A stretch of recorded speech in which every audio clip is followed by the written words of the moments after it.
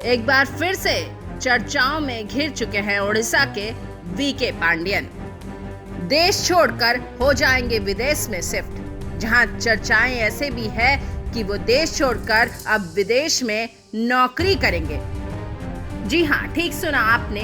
VK Pandian, पूर्व मुख्यमंत्री नवीन पटनायक के खास वीके पांडियन जल्द ही देश छोड़ने वाले हैं, ऐसे चर्चा है। और इसी की वजह से एक बार फिर से पूरा का पूरा फोकस लाइट जो है वो वीके पांडियन पर आ गिरा है। वीके पांडियन को लेके चर्चा इसलिए भी है क्योंकि बीजेडी की हार के बाद उन्होंने संन्यास ले लिया था, राजनीति से उन्होंने संन्यास ले लिया था, लेकिन फिर भी वो नवीन निवास में रहते हैं। इसलिए चर्चाएं जोरों शोरों से हैं वीके पांडियन को लेकर। 5 बार ओडिशा के मुख्यमंत्री रहे नवीन पटनायक के खास वीके पांडियन ही नवीन निवास छोड़ने वाले हैं। बताया जा रहा है कि पांडियन को एक अंतर्राष्ट्रीय संगठन से ऑफर मिला है। वीके पांडियन जो राजनीति से काफ़ी ज़्यादा सक्रिय रहते थे, जो राजनीति से काफ़ी ज़्यादा जुड़े रहते थे, उन्होंने तो संन्यास ले ही लिया था, लेकिन फिर भी वो अक्सर बीजेडी के बड़े नेताओं के साथ, उनके एमपी एमएलए के साथ वार्तालाप करते दिखते थे। लेकिन एक बार फिर से चर्चा इसलिए जोरों पर है क्योंकि उन्होंने एमपी एमएलए बीजेडी के खास नेताओं से ये कहा है कि उनको अंतर्राष्ट्रीय संगठन से ऑफर मिला है।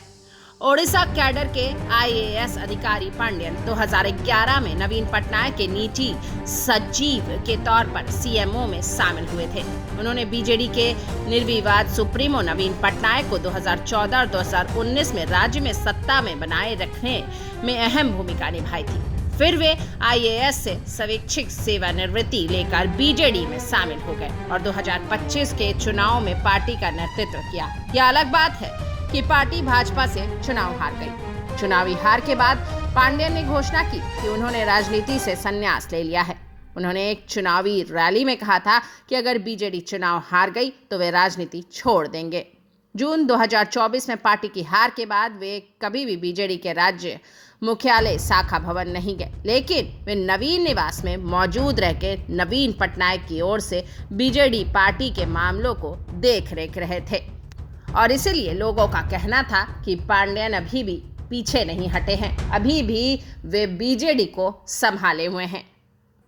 तो वहीं पिछले कुछ दिनों से पांडियन पार्टी के विधायकों और वरिष्ठ नेताओं से मिल रहे हैं और उनके सामने अपने दिल की बात खोल रहे हैं, जहां उनका कहना है कि वो भगवान, मतलब कि अपने भगवान जैसे बॉस नवीन पटनायक की उपेक्षा नहीं करेंगे।